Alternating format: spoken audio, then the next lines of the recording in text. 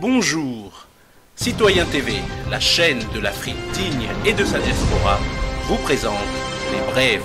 Au sommaire, Côte d'Ivoire, diaspora avec l'intervention de Steve Biko, Bourse Afrique Média, Syrie vue d'Afrique et pour finir, actualité en France. Commençons tout de suite avec la Côte d'Ivoire. Marie-Odette Lourounion, vice-présidente du FPI, chargée de la mobilisation et ex-députée, accompagnée du national Kame à la population d'Atekoubé ce mardi 13 octobre 2015, informe que le FPI n'est pas concerné par cette mascarade d'élection. Restez serein et mobilisés. Le FPI, Front populaire ivoirien créé par le président Laurent Gbagbo, ne saurait être complice d'une tragédie en préparation avec cette parodie d'élection voulue à tout prix par une élite au pouvoir en mal de légitimité. Tout de suite, Diaspora, intervention de Steve Biko. Là tu parles, là, qu'est-ce que tu vas dire à ceux qui sont à Paris, qui hésitent de participer à cette mascarade électorale? Mais il n'y a pas lieu d'hésiter. Tu sais toi-même que nous sommes fidèles au mot d'ordre qui a été communiqué. Ces élections-là ne nous concernent pas. Elles ne nous concernent pas parce que les conditions ne sont pas remplies pour aller aux élections. Et les candidats même qui de bonne foi ont cru que Ouattara créerait des conditions idéales pour ces élections-là sont en train de se retirer. C'est la preuve que le citoyen lambda n'a pas assez de ces élections.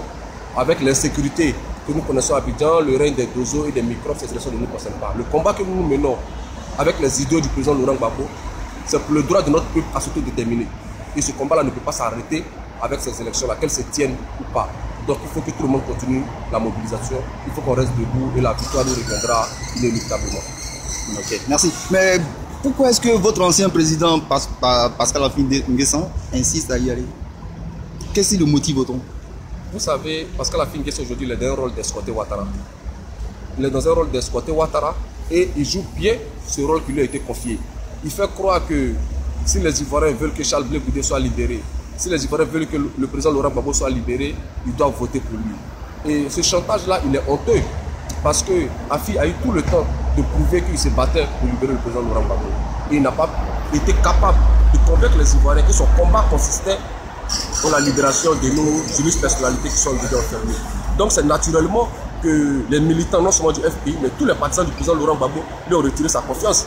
Il suffit de voir son dernier meeting à Gagnoa, il n'y avait pratiquement personne. Donc Affi est dans son rôle, celui d'escorter Ouattara, et il n'est pas notre porte-parole, il ne parle pas notre nom, il sert des dessins qui sont personnels à lui et à sa clique, et donc nous ne nous sommes pas concernés par ce qu'il fait. Ok, donc c'est le message que vous passez aux Parisiens. Le combat continue. Merci. Tout de suite, bourse de formation Afrique Média. Alors, Taïu Kamge, j'ai oublié de rappeler que vous êtes également, j'allais dire, le fondateur de l'Institut Cheikh Anta Diop au Cameroun. C'est une université privée, j'allais le dire. Et vous êtes là pour nous parler également des bourses Afrique Média. Ça fait un moment que la bande-annonce passe sur nos antennes. Il s'agit de quoi concrètement? En fait, il s'agit d'un projet simple. Vous savez qu'Afrique Média est un média qui participe à la conscientisation des peuples africains. Et au-delà de la dimension, j'allais dire, de la dimension verbale, qui est pour indiquer les lieux du débat, le franc CFA, la décolonisation, le Boko Haram, Afrique Média a pensé qu'il fallait aller beaucoup plus loin, n'est-ce pas, dans la mise en place de la renaissance africaine. Et de ce point de vue-là, elle a décidé de participer de manière très concrète à la formation des journalistes, n'est-ce pas, et des communicateurs de manière générale. Ceci dans la perspective, n'est-ce pas, de permettre aux jeunes Africains de pouvoir être des médiateurs entre la culture africaine qu'ils ne savent plus, n'est-ce pas, et la science, n'est-ce pas. Donc, ils doivent faire ce lien, cette jonction-là. Donc, Afrique Média a décidé de soutenir, de donner 40 bourses aux jeunes Africains, peu importe le pays, à partir du moment où vous faites la demande et que vous avez un baccalauréat, puisque ça prépare aux licences professionnelles en journalisme et en communication. Donc, si vous avez un baccalauréat et que vous êtes sur la interafricaine et que vous voulez participer à avoir cette bourse-là, il vous suffit d'aller sur le site internet de l'Institut des Beaux-Arts Cheikh Anta Diop, qui est isbac.org. .net, n'est-ce pas? À ce moment-là, vous allez dans la carte, la rubrique Afrique Média et vous avez là les conditions générales, n'est-ce pas, pour l'obtention de la bourse. Ces bourses-là sont offertes pour que les jeunes Camerounais ou les jeunes Africains de manière générale, n'est-ce pas, aient une meilleure connaissance du métier du journalisme et de leur patrimoine culturel de manière générale. Donc Afrique Média soutient donc a donné des bourses et Afrique Média l'a fait en 4 temps. Dans un premier temps, il y a des bourses, mais dans un deuxième temps, Afrique Média est allé beaucoup plus loin et c'est pour ça que nous remercions justement le président Tagou qui a donné ces bourses-là à l'Institut des Beaux-Arts chez Anta Diop, c'est qu'il nous a fait don du matériel d'un studio de production télévisée, ce qui fait que nos étudiants vont bénéficier à la fois des apports techniques et des infrastructures techniques de la radio Cheikh Anta Diop et du matériel, n'est-ce pas, du studio de production qui a été mis à notre disposition par Afrique Média. Donc, ce qui fait que les journalistes chez nous formés auront une triple compétence, puisqu'effectivement, nous travaillons également avec la presse, avec certains journaux. Ces personnes auront une triple connaissance des outils, n'est-ce pas, de travail du journaliste, mais à cela, ils auront sur le plan, j'allais dire, sur le plan scientifique, comment dire, un niveau d'expertise ou de connaissance en ce qui concerne les disciplines sociales, les sciences sociales, parce qu'effectivement, on ne pourrait continuer à former des journalistes qui ont simplement une technique, qui maîtrisent la technique, n'est-ce pas, mais qui ne maîtrisent pas les enjeux, le pourquoi du comment des civilisations africaines et comprendre le combat donc du panafricanisme. Il est question donc on est dans une contextualisation de la formation. Alors Talu Kanga, on s'inquiète souvent des professionnels formés dans des institutions privées. Alors qu'en est-il, vous nous rassurez, au niveau du parrainage? C'est quand même une institution de haute facture qui est au-dessus de vous et donc... Oui, non, il faut dire que nous bénéficions de la tutelle technique, et académique de l'université de Yaoundé 2, notamment à travers l'école supérieure des sciences et techniques de l'information et de la communication du Cameroun, dont les STIC, n'est-ce pas? Donc, qui nous chapeaute sur le plan technique parce qu'effectivement, nous avons besoin de leur expertise.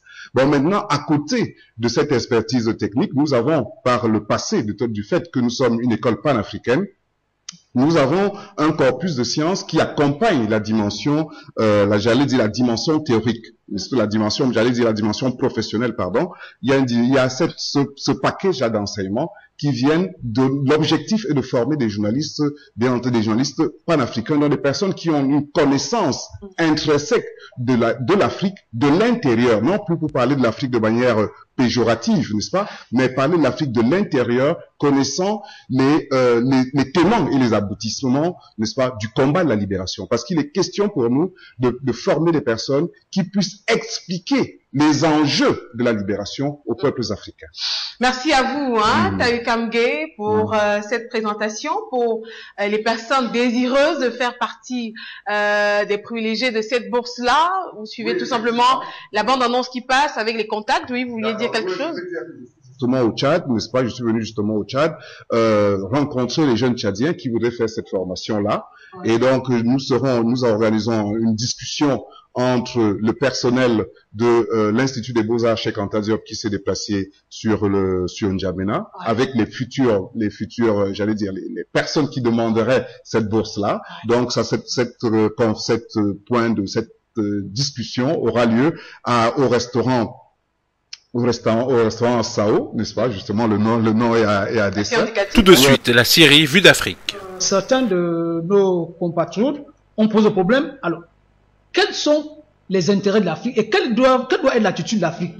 Je veux donc répondre à cette question en faisant apparaître maintenant le second acteur tel qu'on nous le présente au niveau de ce conflit syrien. Je suis en train de parler de la Russie. La Russie, à l'heure actuelle, avec le conflit syrien, remet de façon pratique en cause le monde unipolaire que les États-Unis sont en train de vouloir mettre sur pied au profit de l'oligarchie occidentale et au détriment du reste du monde. La Russie s'y oppose à ce monde unipolaire. La Russie est favorable au monde multipolaire, tel que la Chine, tel que l'Iran, et je crois naturellement que les peuples africains seraient très favorables à un monde multipolaire, parce qu'effectivement, eux aussi trouveraient gain de cause dans ce monde multipolaire. Voilà le premier intérêt des peuples africains. Le second problème qui est là, effectivement, est que la Russie ne tient pas à perdre un allié. Parce que le Proche-Orient est une zone sensible. Et une zone sensible d'abord à cause de ses ressources naturelles et du fait qu'il y a une religion avec deux branches qui est assez active. C'est-à-dire l'islam. La population, une partie de la population de la Russie est d'obédience musulmane. Et donc, si le courant réactionnaire dominant au Proche-Orient, dans la version de l'islam aujourd'hui, qui est actuellement le courant sunnite, prend le dessus, il est très probable que la Russie va avoir des secousses assez violentes. C'est pour cela que dans sa bagarre, dans son intervention en Syrie, la Russie dit, nous combattons, je suis venu là pour éradiquer le terrorisme. Les Occidentaux disent, c'est Daesh, point. Les Russes disent, non, ce n'est pas Daesh, point. C'est Daesh, virgule. Et les autres groupes terroristes, notamment donc Al-Qaïda, avec ces multiples branches qui opèrent là. Parce qu'effectivement, les Occidentaux se sont dit, pour détruire donc la Syrie, ils ont donc fait appel à divers groupes terroristes islamistes qui opèrent en Syrie. Et c'est pour ça que Poutine, la Russie a dit, nous venons éradiquer le terrorisme. À sa source, les Africains ont intérêt à sorte que le terrorisme islamiste soit éradiqué à sa source. Ça, c'est je suis enfin en disant que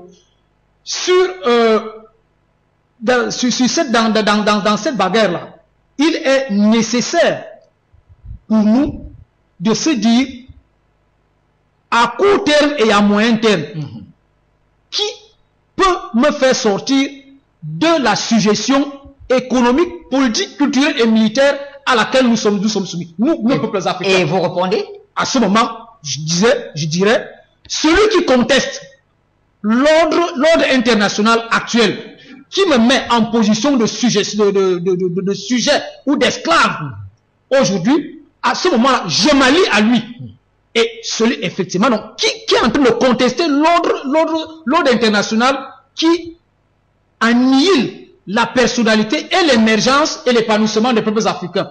Alliance des circonstances. C'est la Russie. Et donc, à ce moment-là, en homme sensé, on se tourne vers cet allié-là. Merci, Jean-Jules. Tout de suite, les titres de l'actualité en Syrie. Nos forces armées, soutenues par l'armée de l'air, réalisent de nouveaux progrès dans la lutte contre les organisations terroristes.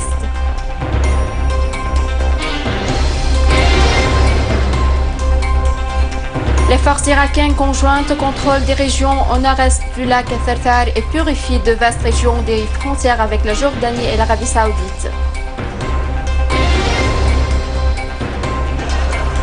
Mort de 30 Turcs dans 2 attentats terroristes visant une marche organisée à Ankara contre le régime d'Erdogan.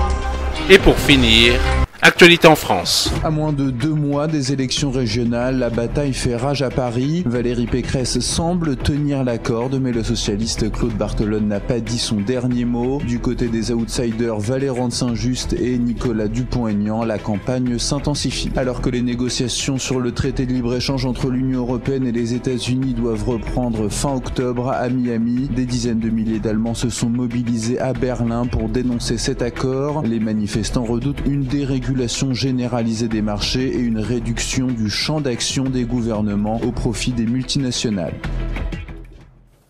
Madame, Monsieur, bonsoir. À la une de notre édition politique, dans moins de 2 mois, les élections régionales rebattront les cartes du paysage politique français avec de nouvelles régions et une coloration politique sans doute renouvelée. À Paris, le candidat de gauche et toujours président de l'Assemblée nationale, Claude Barthelone, est largement distancé par le candidat d'Union Les Républicains UDI, Valérie Pécresse, avec 24% d'intention de vote contre 34% pour son adversaire direct. L'édile socialiste peut néanmoins compter sur le report de voix écologiste et du Front de gauche, respectivement estimés à 6 et 8%.